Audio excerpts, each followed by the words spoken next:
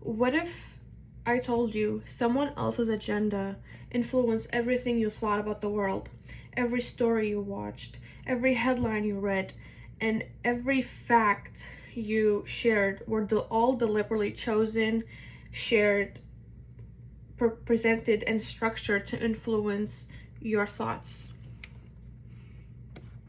Hi, my name is Hana Zaidawi, and today I will be talking about media bias.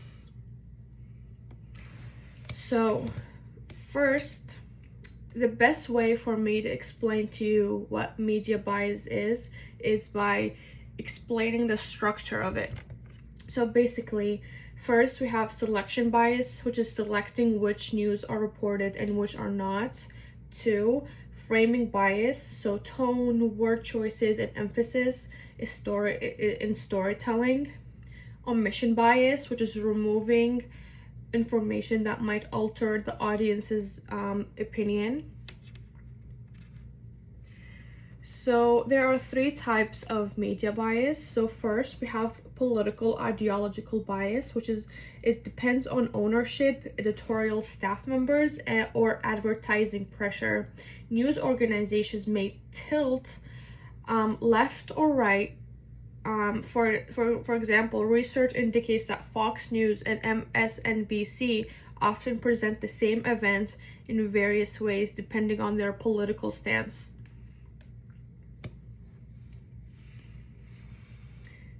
2, sensationalism bias. To create a dramatic impression and draw in viewers, stories are inflated.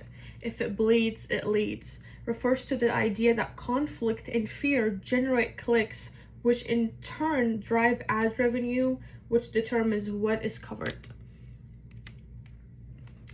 3, corporate ownership bias. Approximately 90% of American media is controlled by six businesses. Owners and advertisers have the power to influence coverage, which may result in news that endanger corporate interests being underreported. So the 6 big companies are Comcast, Disney, Warner Bros, Paramount, News Corp, and Sony. Why media bias matters.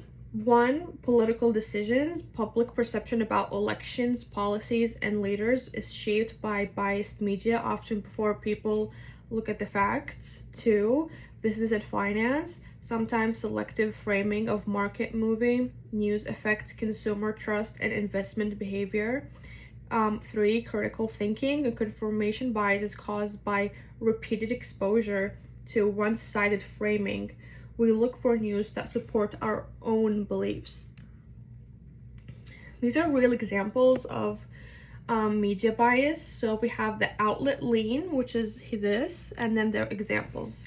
So on the left side, we have corporate greed drives inflation, workers suffer most. Center, inflation rises 3.4% in May, Fed waits next steps. Right, Biden economy stumbles again as prices hit new highs. All 3 headlines describe the same data, but in just the framing is different. How to spot and fight bias. So first, check multiple sources. Examine the differences between articles from media sources with different political stances. Question emotional language. Look for words like slammed, radical, or elites. Look for missing voices. Who is not quoted in the story? And finally, your own bias. Know your own bias. We all have confirmation bias. Deliberately try really hard to read sources you disagree with, to challenge your own assumptions, to be basically open-minded. My conclusion and call to action. Media bias is everywhere. It shapes how we think, vote, and connect, making media literacy essential for everyone. This week, before you share a new news item, consider who wrote this, which is, in my opinion, knowing who wrote this is very important. Who is the outlet's owner? What does this narrative lack? These are my sources, And thank you for any questions. Thank you.